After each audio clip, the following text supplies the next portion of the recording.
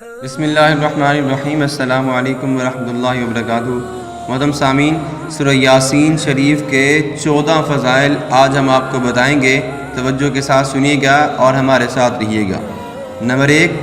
حضرت معقل بن یسار رضی اللہ تعالیٰ عنہ سے روایت ہے کہ اللہ پاک کے پیارے پیغمبر حضرت محمد مصطفیٰ صلی اللہ علیہ وسلم نے ارشاد فرمایا،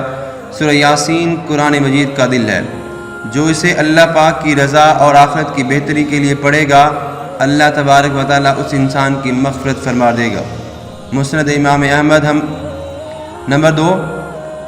نبی اکرم صلی اللہ علیہ وسلم کے صحابی حضرت انس رضی اللہ تعالیٰ عنہ سے روایت ہے کہ نبی اکرم صلی اللہ علیہ وسلم نے ارشاد فرمایا، بے شک ہر چیز کا ایک دل ہے اور قرآن کا دل سورہ یاسین ہے، اور جو ایک مرتبہ سورہ یاسین پڑھے گا اس کے لیے 10 مرتبہ قرآن پڑھنے کا ثواب لکھ دیا جائے گا۔ ترمذی۔ نمبر 3، حضرت ابن عباس رضی اللہ تعالیٰ عنہ سے روایت ہے کہ نبی اکرم صلی اللہ علیہ وسلم نے فرمایا، میری خواہش ہے کہ سورہ یاسین میری امت کے ہر انسان کے دل میں ہو۔ تفسیر در منشور۔ اسی طرح تفسیر در منشور میں حضرت انس رضی اللہ تعالیٰ عنہ سے یہ بھی روایت ہے کہ نبی اکرم صلی اللہ علیہ وسلم نے ارشاد فرمایا، جو شخص ہمیشہ ہر رات سورہ یاسین کی تلاوت کرتا رہا پھر وہ مر گیا تو وہ شہید مرے گا۔ حضرت عطا بن ابو رباح تابعی رضی اللہ تعالیٰ عنہ سے روایت ہے کہ نبی اکرم صلی اللہ علیہ وسلم نے ارشاد فرمایا،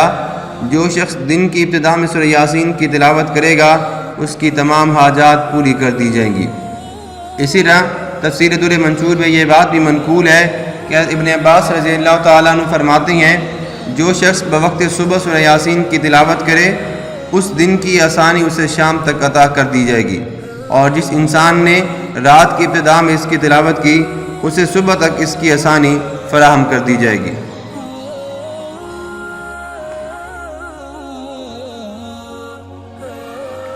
حضرت ابو کلامہ رضی اللہ تعالیٰ عنہ فرماتے ہیں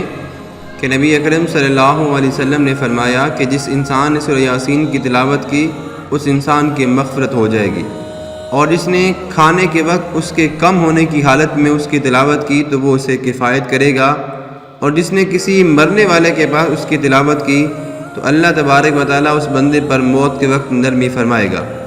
اور جس نے کسی عورت کے پاس اس کے بچے کی ولادت کے وقت تنگی پر سورہ یاسین کی تلاوت کی اس پر آسانی ہوگی،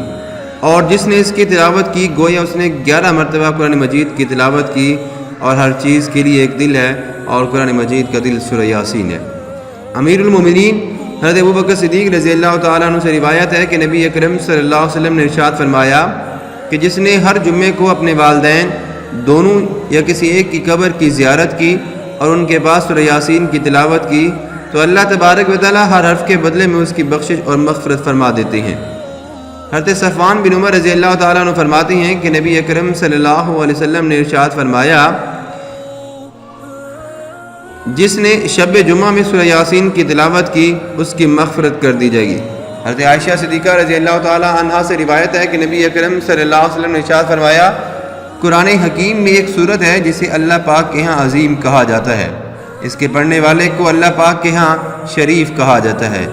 اس کو پڑھنے والا قیامت کے روز ربیہ اور مضر قبائل سے زائد افراد کی شفاعت کرے گا، وہ سورہ یاسین شریف ہے۔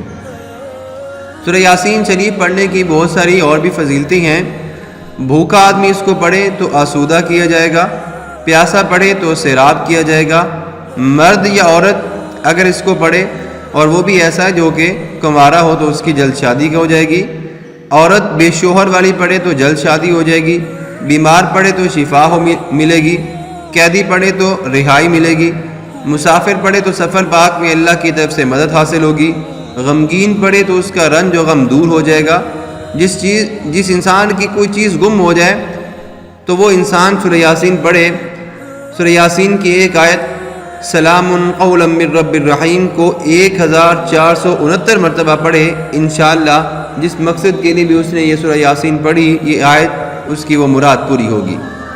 اسی طرح سورہ یاسین شریف کو جو انسان صبح کے وقت پڑھے تو اس کا دن اچھا گزرے گا، جو رات کو پڑھے تو اس کی رات اچھی گزرے گی۔ حدیث شریف میں آتا ہے کہ سورہ یاسین شریف قرآن مجید کا دل ہے۔